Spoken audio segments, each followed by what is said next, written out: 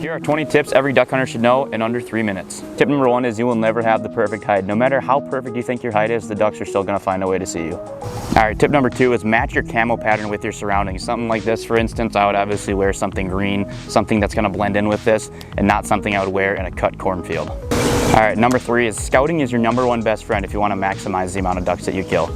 All right, and tip number 4 is knowing the right amount of decoys to throw. Let's say I scouted a pond, I found 15 ducks. I'm not gonna throw all 50 of my decoys if I only found 15 ducks. I'd probably stick with some like 7 or 8. All right, and tip number 5 is match the hatch with your decoys. Let's say it's September and I'm still hunting local birds. I shouldn't be throwing decoys like this because local birds are not gonna be looking like this in September. Tip number 6 applies to mainly public land, but don't set up right next to other groups. I've had it so many times where I beat people out to a spot and their response is to set up 100 yards from me. You're not gonna kill as many ducks and it's just a stupid thing to do. Tip number 7, let your birds work instead of shooting them on the first pass. Number 8, this is kind of what I found out for my local area, is tone down your calling in the middle of the season. Mid-season birds are pressured, they're already scared to fly into your decoys, and hollering at them with a hail call isn't gonna make it any better. All right, now tip number 9 is motion on the water is a lot more effective than spinners. Tip number 10, sky busting on public lakes with other people around just ruins the hunt for everybody.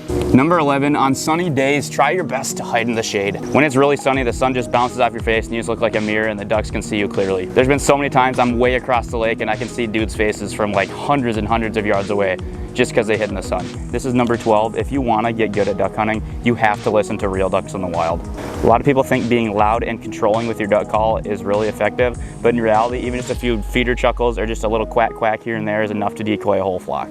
Tip number 13, make sure you have something like paint, a face mask, something to conceal your face, because right now I have the camera set at 50 yards away and I'm still sticking out like a sore thumb. Ducks have spectacular vision when they're up flying in their flocks, so if you want them to finish in your decoys, you have to cover your face.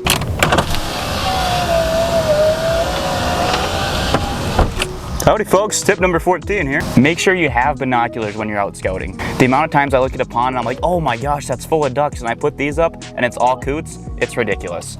See you at tip 15. Why is it rolling so slow? This is so slow. Tip number 15, make sure you pattern your decoys in a certain way, whether it's a U shape. I mean, throwing your decoys in one big, large pod, it will work, but it's way more effective if you have the wind to your back and you make some sort of landing zone. Number 16 is never leave the lake early. 17 is hide your gear. We'll have decoy bags, shell bags, Twinkies wrappers. The ducks will take notice to that and it'll scare them off. Number 18 is always hunt with the wind to your back. The ducks use the wind to kind of slow themselves down when they come into land, and they almost never land with their backs to the wind. Number 19, one of the most important ones is hunt where there's ducks. Go out, scout, find some birds, and hunt where the birds are.